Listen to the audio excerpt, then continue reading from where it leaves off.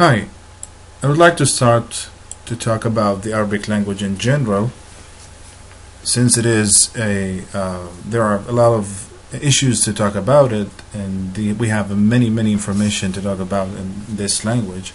But I would like to focus on the infographic that I've created in order to explain the many facts about this language. And as you can see, it's the name Arabic language in English like this is written in Arabic like this. So you have al-lugha means language or the language, al-lugha. Al-Arabiyya means Arabic, and al, which is this shape and this shape, means the. Similarly, it's put here al, alif and lam, and we'll talk about later on. So al-lugha al-Arabiyya, Arabic language, is one of the rich languages and ancient languages that we have in our world, and it is spoken by more than 400 million speakers right now. It is more than 8,000 years old, and it is believed to be spoken by the Prophet Ismail alayhi salam, whose name in the Bible Ishmael or Ishmael, and he is the son of Ibrahim in Arabic, and he was believed to be born in 2200 BC. So if you believe, like these people, that the first person who spoke Arabic was Ismail, then you will have something very old. The language would be very old and ancient. Others say that Adam himself, Adam, the father of all humans, spoke Arabic language, and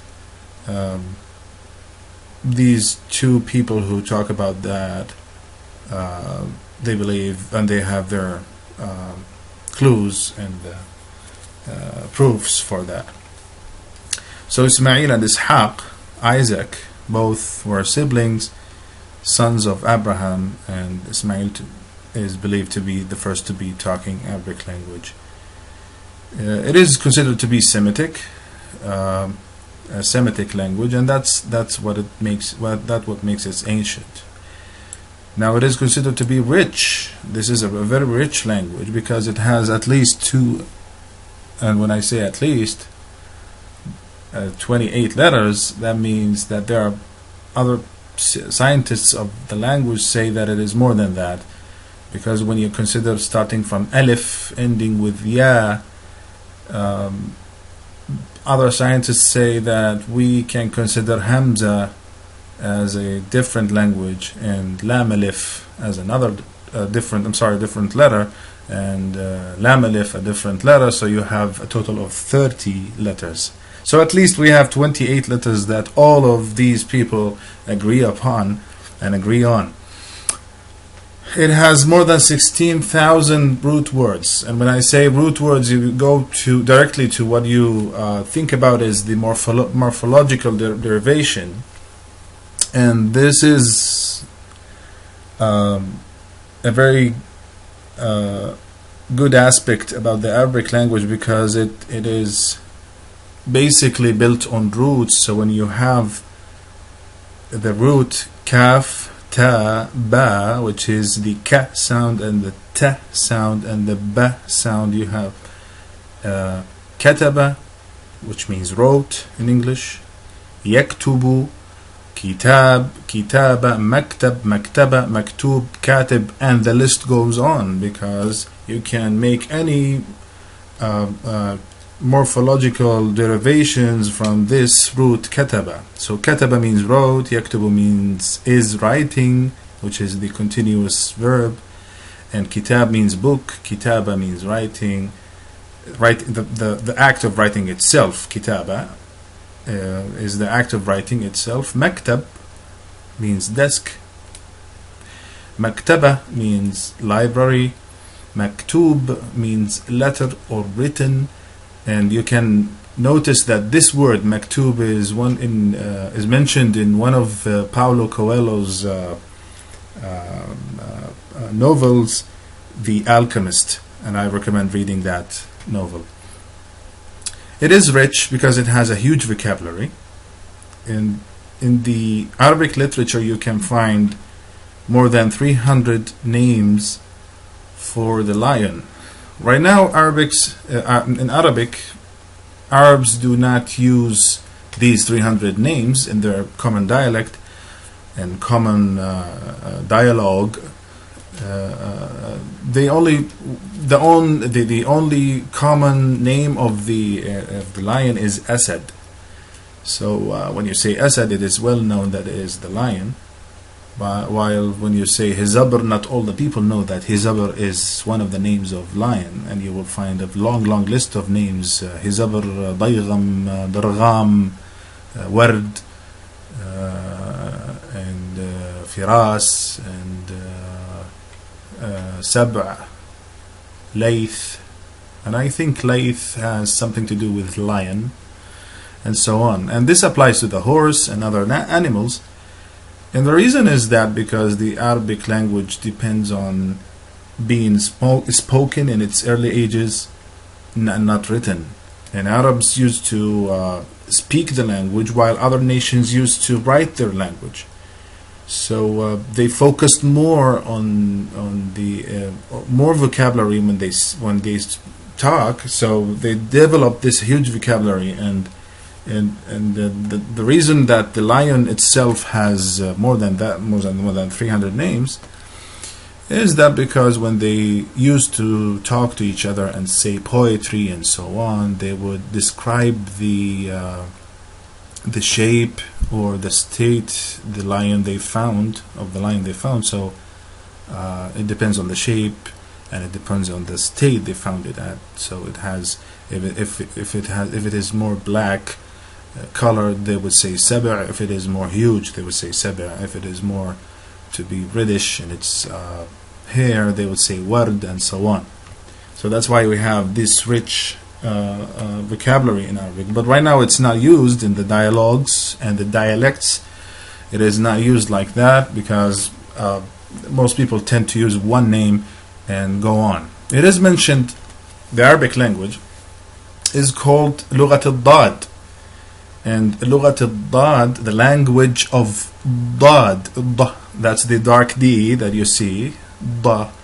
And it is, this sound is believed to be unique to the Arabic language because it is so dark and it's not used in other languages, and no language has been found to be using this sound and still living, still used. A language that is still used, that it's using this sound. So this is what it's believed by the scientists of the language. In here, in this box, I've just put an example of of poetry. It's one line of the poem that Hafiz Ibrahim, who's an Egyptian poet, wrote this and this poetry, and mentioning and describing the Arabic language, saying أنا البحر في أحشائه الدر كامن فهل سألوا الغواص عن صدفاتي. Again, أنا means I am. أنا البحر, I am the sea. في أحشائه, في أحشاء, well, he mentioned the place where ad-durru is the pearls that we have. Ad-durru kaminun are concealed in my innards. So he mentioned fi ahsha'ihi before ad-durru kaminun, and this is one of the ways that you can describe things in Arabic language. And this is considered to be a very high, prestigious language and use of the language in Arabic literature. فهل سألوا الغواص عن صدفاتي, have they asked the diver, the one who goes and dives in that language, about my shells?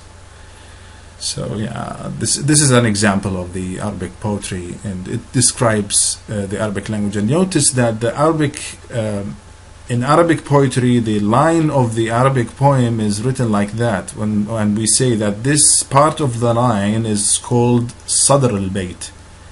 Sadr here means the front of the al-bayt, and we say al-bayt, they call it al-bayt. Al-bayt means in Arabic language the home, or home. We cannot say in English the home, but it means home. Al-bayt in Arabic language means home, and I don't know why they called it like that, but it means the line of the poem. So the line of the poem in Arabic is called bayt. So we have two lines, 1, 2, sadr, and the other part of the line is ajuz. The ajuz is the back, or the back end of the poem line. So you have أنا البحر في أحشائه الدر كامن is the sadr of the bayt, of the line, and فهل سأل الغواص عن صدفاتي is the ajuz of that line. And so you have one line, and they both can be written on one line, but you have to put some space between the last word in the first part and the first word of the second part. So if you put a space here and you put this part beside it, you have one line, and it is considered to be one line in Arabic poetry. So if we continue, as we've said, Arabic language is very ancient, and it is named or labeled as Lughat al-Quran, the language of Quran, because when Quran was revealed in Mecca in 621 AD, that's in Mecca, in the heart of the Arab world at that time. And when I say the heart of the Arab world, because Mecca was believed to be the place where all Arabs immigrated to, even before Islam, because they believed in Abraham's religion, and they call it like it is the religion of Abraham, to go and visit that house which was built by him and his son Ismail in Mecca. So that's why they paid pilgrimage to Mecca at that time. And then Islam came, and when Quran was revealed, it was revealed with the tongue of Quraysh, and Quraysh is the tribe, the 12 tribes who descended from Quraysh himself, whose name is Fihr with the fa, f sound, and h, ha sound, and the ra sound, Fihr. So Quraysh was the nickname of Fihr, and he had 12 tribes resided in Mecca, descended from him, and these 12 tribes had their own dialect, which all Arabs in all other parts of the Arab world had to, some scientists say that they had to put their poems and what they say, let's say speeches, to the test of Quraysh. So Quraysh was the judge of how words and context is going to be pronounced well, and so on. So it was the judgment of how people would talk at that time. So that's why when Quran was revealed, it was revealed on Muhammad, Muhammad, peace be upon him, who was part of that world of Quraysh, and he was a descendant of one of the 12 tribes, which was Banu Hashim, the sons of Hashim, and Hashim was one of the sons of, the grandsons of Quraysh himself. So at that time, it was revealed in the tongue of Quraysh. That's why it became dominant. This is the second reason why it became dominant in that region. First reason is that Arabs, again, just let me conclude, Arabs believed at that time that they have to pay pilgrimage to Mecca, because they believed that Abraham and Ismail, his son Ismail, when they built the Kaaba, which is in Mecca, and it is the Qibla of the Muslims right now, they believe that they have to follow that religion, and so on. They had to go back and forth to Mecca. So that's why it became dominant before Islamic age. And the post-Islamic age, when Islam came, And because the Quran was revealed in the tongue of Quraysh, that's why it became dominant. So then we have these two reasons.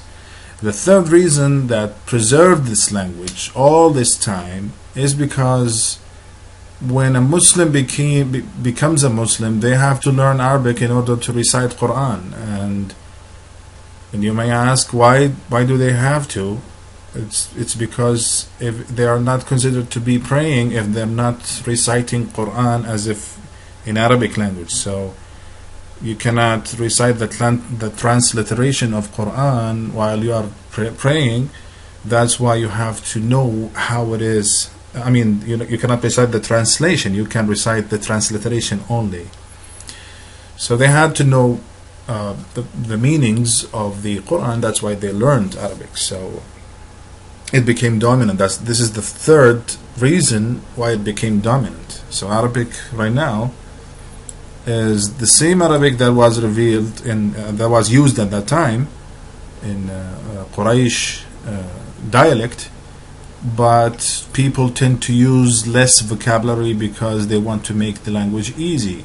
There's a theory, and I'm gonna discuss here, that there's a theory telling that we have the modern standard Arabic, and I do not see the difference between the modern standard Arabic and the language in the Quran itself, because it is the same. But what I see it is that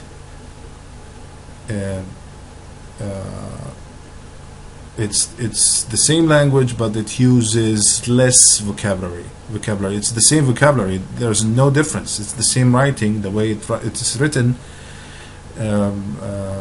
It's the same pronunciation of the letters, the same diacritics, and there's no difference between them. So I don't see a difference between what's so called the modern, the standard Arabic, and the classic, not classical, the classic Arabic, which is named Al-Fasiha. So, and scientists tend to say that there is a difference between these two, and they know better. But from my studies in Arabic language and my studies in Quran, I do not see the difference. Anyway, if we go back to the Arab world, this is the map of the Arab world, and as you can see, we have more than 22 countries. There are basically 22 countries who declare in their constitution that Arabic language is the first spoken language, and it's the first formal language used in their countries. Other countries like Turkey, Iran, and South Sudan, and Chad and Mali, these countries in the northern part of Africa and the northern part of the Arab Peninsula, these countries some of their people use Arabic language, but it is not considered to be formal there. They use other languages, and their first language is different. Like in Turkey, they have Turkish, and Iran, they have Parsi, and so on. Okay, let's move on. So we have these ideas about the Arabic language. So we have two right now. If you come to the world right now, it is we have the Al-Fasiha, which is the same language used in Quran, basically, or originally, and then through time the language became more easier because it used less vocabulary and it had new words entered to it, and you can find it used in all written aspects in Arab world. So if you go to newsletters or magazines, or even if somebody is writing a note to another person, they do not use the dialect, which is al-Ammiya, the colloquial language. While it is never written, al-Ammiya is never written, the classic, the formal language is written, and it is used in written forms. It is used in education. It is used in television, in the news. So if you learn Arabic language, you would start with the classic, which is considered to be the harder one to learn.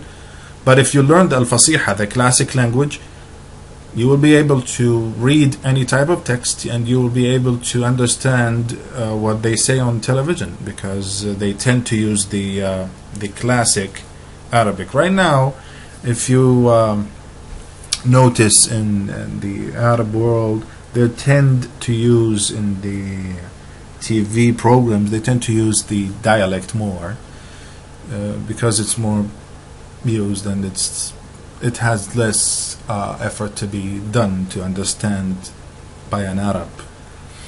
The dialect is, we have many dialect languages.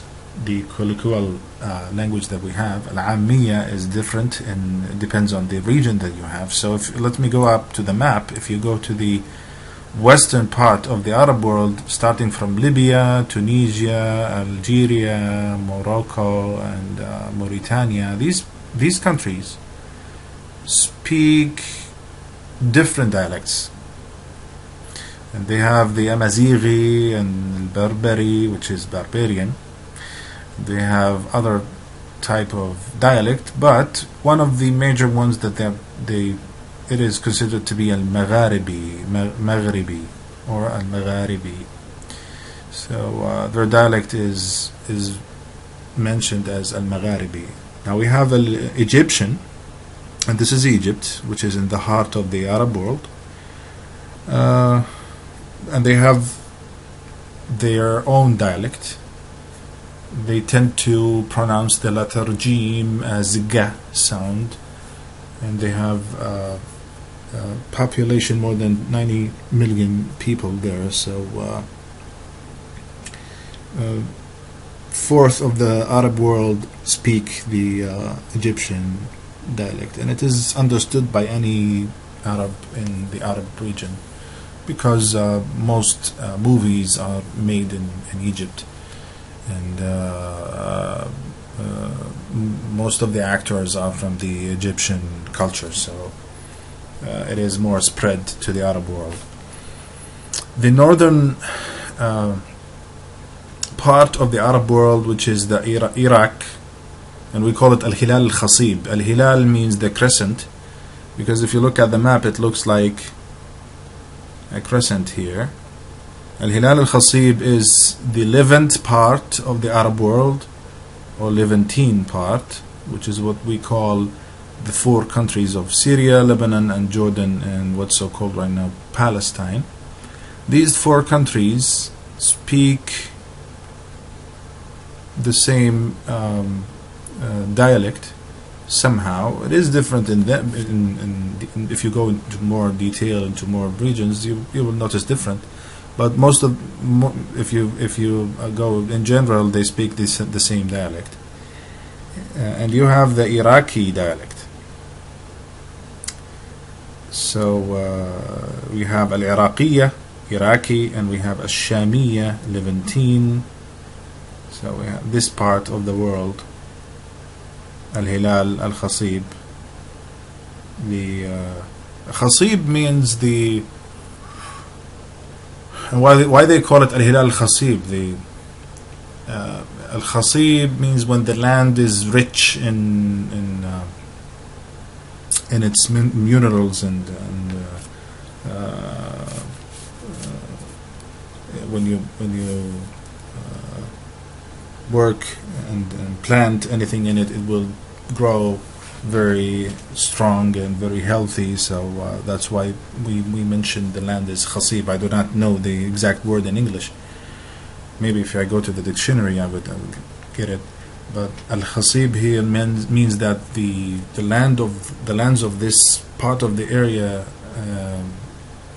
has many plants in it, and it grows all kinds of crops. So that's why they call it al-khasib. And hilal means crescent. So this part of the Arab world, again, looks like a crescent. Now this part of the Arab world is the Gulf, and in this part they speak many dialects. But for the Arab world, when we say Khaliji, means all of the part. Khaliji means the Gulf part. All of the parts in the Gulf, or the countries in the Gulf, speak the same dialect. But in between them, there's a difference. So we have Hijazi and we have Najdi and we have other parts. They tend to be more than that. They tend to be like 10 dialects and more in the Gulf area. And originally this is the Arab world. Let's say this is the Arab world prehistorically, and so that's why you have many dialects here. And they evolved through time, the dialects themselves.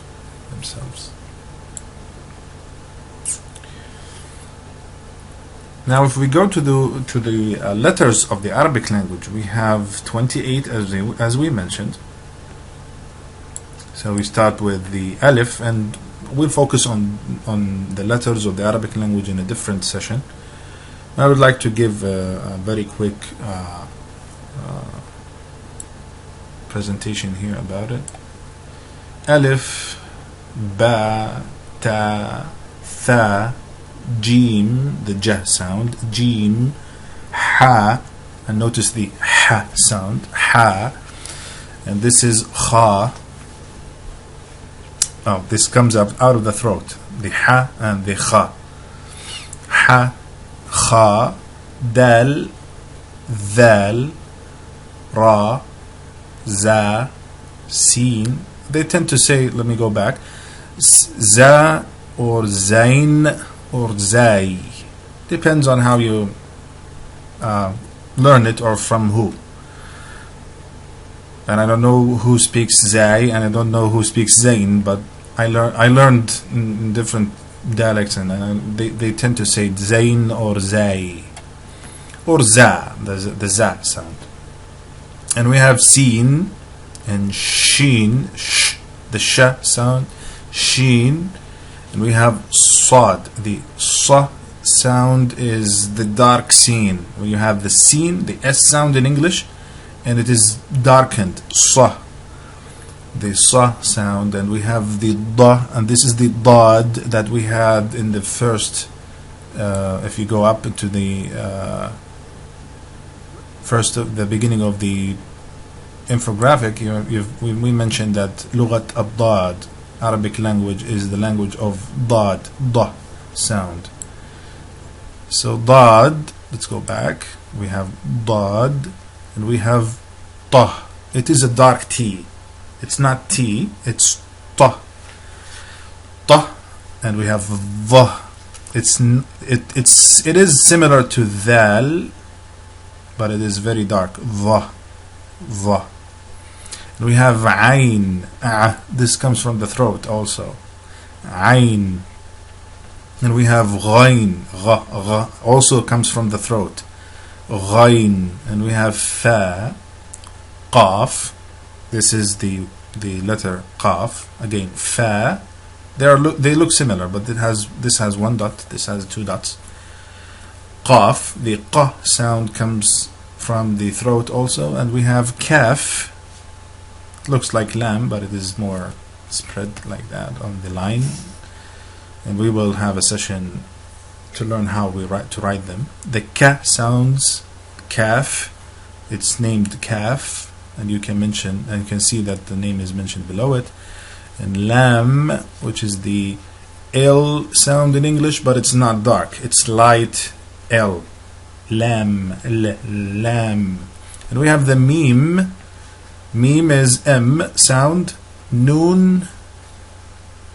Ha comes from the throat, but you have to concentrate to bring it up from your chest. Ha, as if you are breathing. And it is different from this letter. Ha. This is ha. This is ha. And wow, wow, and yeah. Now, it is mentioned that the Arabic alphabet consists of consonant letters. Well, not all of them. Actually, alif and waw and ya, they play the role of vowels. They are considered to be the vowels. حروف العلة. We call it عِلَّة, vowel. and the letters, the vowel letters are حروف العلة. Letters means حروف. So we have vowel letters alif, waw, ya, and we will notice how they change the pronunciation of the word and how Arabs invented another way to change the pronunciation of the word depending on a small alif and a small waw and a small ya, and we will notice that later on. This is the list of the letters that we have. Now we have two orders in Arabic language. It is similar to English language. We have what we call alphabet, and the alphabet in English language starts from alif. I'm sorry, A, B, C, D, where A is originally alpha. That's why it came from alphabet, and B, beta. So we have A, B, C, D, and this is what's so called the alphabet, and what we call it in Arabic language al-alif ba'iyya. Al-alif ba'iyya is the order that letters are put in a way similar to this and similar to this. Alif, ba, ta, tha, jim, ha, kha. Alif ba'iyya. Alif ba. Alif, ba, ta, tha, jim, ha, kha, etc. until the end of the letters. While the order of the letters in Arabic language used to be abjadiyya order, not alif ba'iyya. Abjadiyya, and abjadiyya was not put like that because they just wanted to, because they put it in a way for each letter to have a value, and so on, and that has something to make numeral values of words in Arabic language, and we call it jummal. And this is a different area of study in Arabic language, and there are very numerous studies based on this area, which is called the jummal. And it is easy to mention in Arabic language. We mention it as abjad, hawaz, hutti, kalamun, sa'fas, qurishat, thakhadun, dadaghun. So in this way we mention the Arab letters in Arabic language. Abjad, alif ba jim dal, not alif ba ta tha, alif ba jim dal, abjad, and this is why we call it abjadiyya, because it starts with alif ba jim dal. Ha waw zain or zai, ha waw zain hawaz, حطي ح طا يا كلم كاف لام ميم نون سع فص سين عين فا صاد قريشت قاف را شين تا ثا خذن ثا خا ذال ضا ضاغن ضا ضا غين. And Arabs tend to put values for these letters in this order. So when you put letters in this order, abjad, hawaz, hutti, kalamun, you have values for them. Alif takes 1, ba takes 2, jim 3, dal 4, ha 5, waw 6, zai 7, and so on, until you stop at 10, at ya, hutti. So we mentioned abjad, hawaz, hutti. We've mentioned 10 letters. We have from 1 to 10. Now kalamun starts with kaf. We have 20. The value of 20 goes to kaf, 30 lam, 40 mim, 50, 60, 70, 80, 90, 100. And we stop at 100 here. At qaf, sa'fas, qa, qurishat. Qa is the beginning of qurishat. We have qurishat starts with 100, 200, 300, and so on until we finish with ghain, which has the value of 1000. And this has something to do with the numeral values of the words, not the letters themselves. So when you say, let's say, if I want to have the word huruf, what is the value of the word huruf without the alif and lam here? We have alif and lam, we have huruf. Ha, ra, waw, fa. Ha, the value of ha is 8.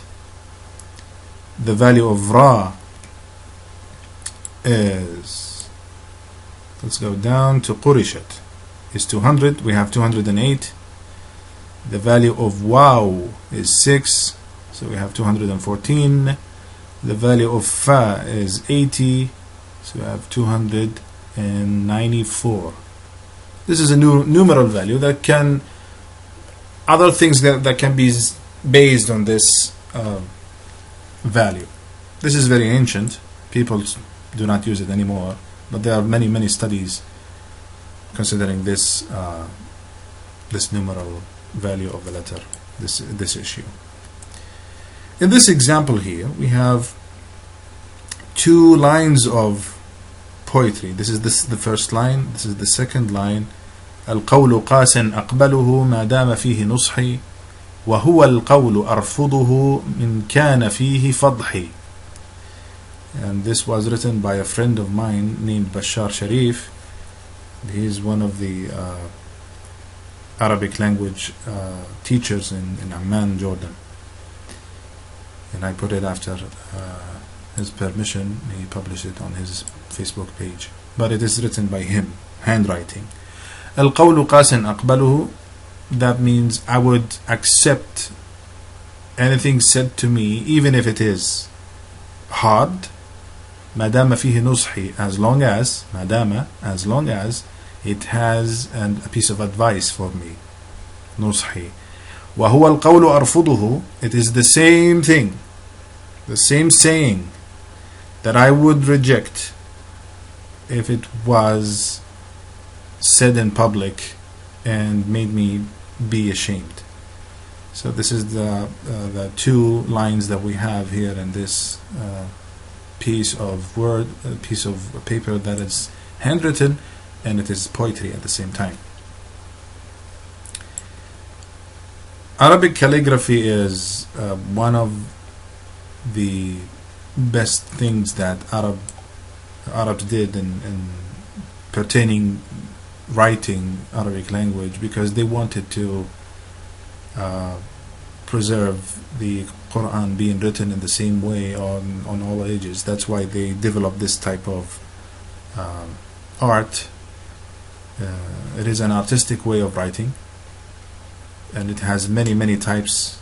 So the same word can be written in many ways, but the letters themselves are put in the same order. There's no change, but the letter itself might have a different way of writing. So as you can see, al-khatt al-arabi means the Arabic writing, not calligraphy to be precise, but in this context, when you say al-khatt al-arabi, means the Arabic calligraphy. And here's one of the verses or ayahs of the Quran being written in Arabic calligraphy, and it is a thuluth calligraphy. And here's the translation of that ayah. This is another example, and notice here that it's not like it is freestyle. No, it's not, because there should be a distance between this point and this point when you write the dal. This is a dal letter, so there should be a distance in thuluth. This is thuluth type of writing, of calligraphy. The distance is 4 points, and there's a distance, it should be inclined to the left. As you can see, the line is inclined from the angle here, the 90 degrees angle that we have, and the distance from the 2 heads of this to these 2 lines, and the 2 ends of these 2 lines is 1 point, and so on. So it's not written in a very free style. It has its own rules. So when you say I want to write in the خط الرقعة أو الرقعة, it is written like this, al-khatt al-arabi. Look, notice that the word al-khatt is written here differently than the word here, al-khatt here. Somehow it's different. Well, it might be different for a non-speaker of Arabic, it's totally different, but for an Arab it is somehow different. Al-khatt here is different from here, and in here it is naskh. This is the way of typing that is called, way of writing, it's called naskh. And we have diwani or daywani, or should be diwani, it should be diwani. And we have diwani jali, this is another way of writing, diwani jali. And we have thuluth, al-khatt al-arabi, this is thuluth, this is thuluth also. And here's an example of an Arabic artist writing in Arabic calligraphy. Might not be an Arabic person, by the way, or an Arab, let's say. This is thuluth, and this is thuluth. So thuluth was developed to write script in a very artistic way and to make, let's say, portraits of them. And you might notice here one of the examples of the ancient writing without dots and without any diacritics, and how the language was developed to the modern shape that we have. It was developed in the very early Islamic age, about the first 100 years of Islam. The Arabic language used to be written without dots or without diacritics, and that made it hard, very hard to be read by non-Arabs. So, and even for an Arab today, it's not easy to read it. But they developed a way to distinguish a scene from a sheen. At that time, they were written the same way, the scene and the sheen letters, without the dots. So they vetted the dotting. We have scene, sheen. Sheen has 3 dots, a pyramid of 3 dots on it, and sin doesn't have any dots. And so this applies to dal and dhal, this applies to ba and ta and tha, this applies to jim, ha, kha, and so on. And dotting differentiates the meaning of the words. So if you look at fam and qum here, they are written the same. If you just neglect the dots, you will not recognize which word is it mentioned here, which word is meant here. So fem, which is the fast, starts with the fast sound, which has 1 dot over it, on top of it, means mouth, while qum, and it is read. Why did I read it like qum, not qam? Because in the dialect, in Arabic dialect, you cannot hear a word qam. There's the most used one is qum, and that's why learning Arabic should start from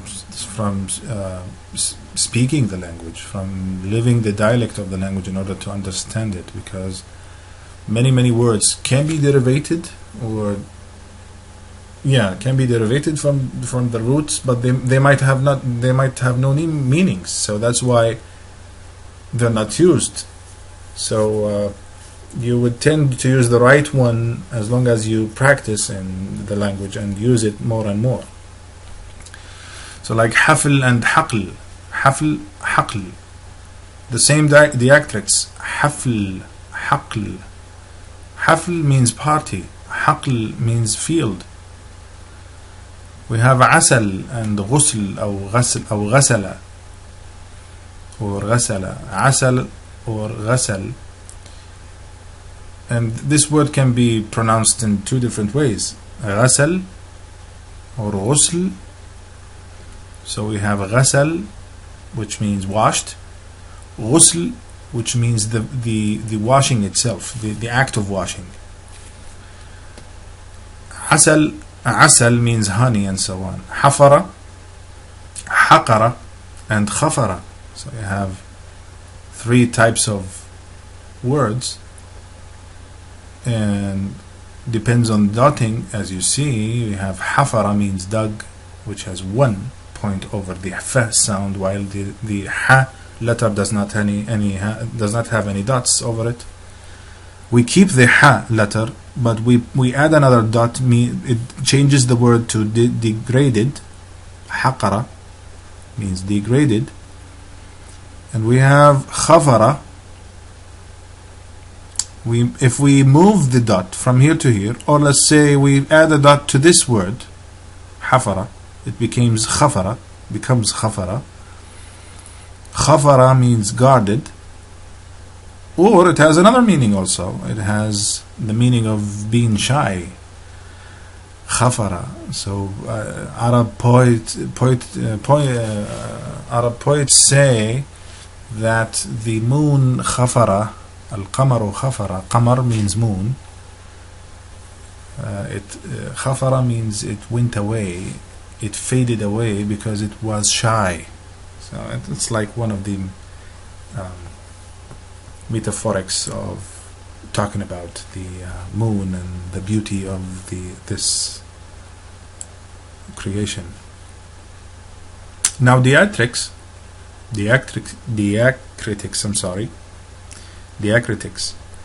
these are what we call the at-tashkil. As you noticed that when I pronounced washed, غسل, I could pronounce it differently, غسل or غسل. So how would I know that this is pronounced this way or that way? And this depends on at-tashkil, diacritics. So let's mention the word bab. Bab means door. Door in English language, the door that opens and let us in and let us out and so on. So bab, if it has at the end, let's talk about the last letter of the word, only the last letter.